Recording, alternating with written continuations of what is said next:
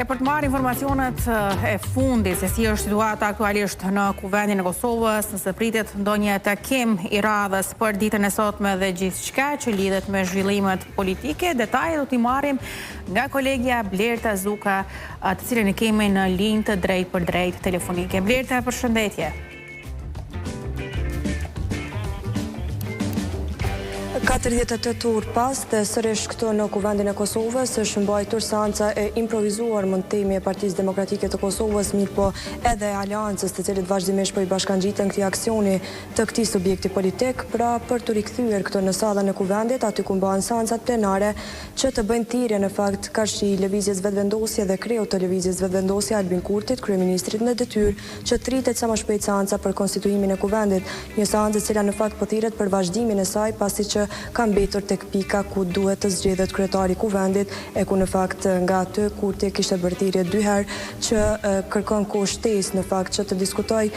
sa i përket çështjes së presidentit e më pas edhe thirret seanca konstituive, çka në fakt e bëri edhe pasi kaloi afati kushtetues që kishte vendosur gjykata kushtetuese me vendimin e fundit që data 7 gosh, pra te dita e fundit për përfundimin e konstituimit të plot të Kuvendit të Kosovës, megjithëse edhe pas asaj date deputetët e Partisë Demokratike çdo 48 orë bashkë me ata të aleancës por rikthehen në sallën e Kuvendit, e ku nga aty edhe sot pra përsëritën thirrjet ndaj kësaj partie politike, ndaj partisë fituese të zgjedhjeve të 7 qershorit, që të bëjnë sa më shpejt thirrjen e seancës konstituive. Në fakt,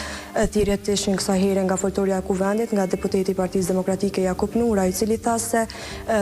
Avni Dehari, pra në këtë rast kryesuesi i seancës, që është po ashtu deputet i lëvizjes vetëvendosje, duhet që sa më shpejt të thrasë dhe në fakt po e përdor pozitën e tij jo ashtu si që kërkon procedura për të zhbllokuar ngërçen i cili është aktualisht në Kuvendin e Kosovës, megjithatë po e përdor atë vetëm për t'u nënshtruar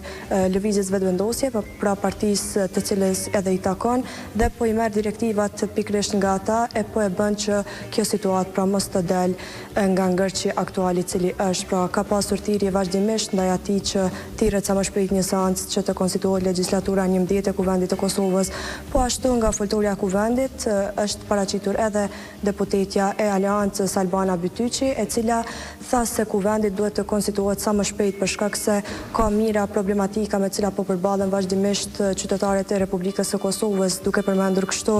edhe problemet me energjinë elektrike, pagën në fakt sipas saj e cila nevojitet që sa më shpejt të rritet për disa sektorë, duke përmendur këtu mësimdhënësit, zjarrfiksit, policët, mirë po edhe kategoritë të tjera, gjithashtu ka përmendur edhe sa i përket të shportës së konsumatorit, që sipas saj çmimet janë në një fazë shumë të lartë ku qytetarët po përballen me çmime të larta, me inflacion të lartë, dhe sigurisht se është puna e Kuvendit që sipas tyre pra duhet të jetë në funksion në mënyrë që këto probleme të zgjidhen sa më shpejt, dhe kësaj edhe një herë patën thirrje që seanca për konstituimin e Kuvendit të thirret sa më shpejt në mënyrë që edhe deputetët pra të ushtrojnë mandatin e tyre ashtu siç u takon. Me një herë pra 20 minuta pasi që përfundoi seanca e improvizuar e këtyre dy subjekteve politike në Kuvendin e Kosovës, vazhdoi edhe në një konferencë për media si rëndom tashmë që është bërë çdo 48 orë këtu në hollin e Kuvendit, ku doli deputetja e Partisë Demokratike të Kosovës Blerta Delio Kodra, e cila tha se bëri thirrje sërish ndaj Albin Kurtit që të mos jetë personi i cili i bllokon institucionet e Kosovës, mirë po të jetë ai që bën thirrje që sa më shpejt nis procesi dhe punët të ecin përpara. Po ashtu Delio Kodra është pyetur nga gazetarët edhe sa i përket takimit i cili u mbajt pra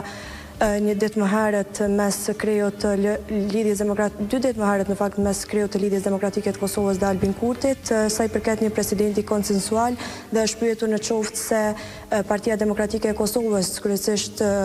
kryetari Bedri Hamza, ka marrë ftesë apo jo nga ky subjekt politik, nga lëvizja vetëvendosje, sa i përket bisedimeve pra për presidentin konsensual, të ketë një takim të ngjashëm si ai me lidhjen demokratike të Kosovës. Megjithatë Delio Kodra tha se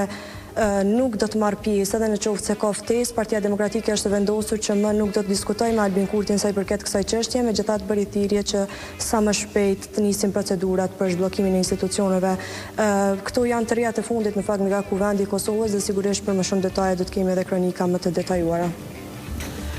Blerta, të falenderoj për gjitha këto informacione të detajuara dhe për këtë paraqitje të drejtë për drejtë. Të përshëndes, ndërkohë sigurisht që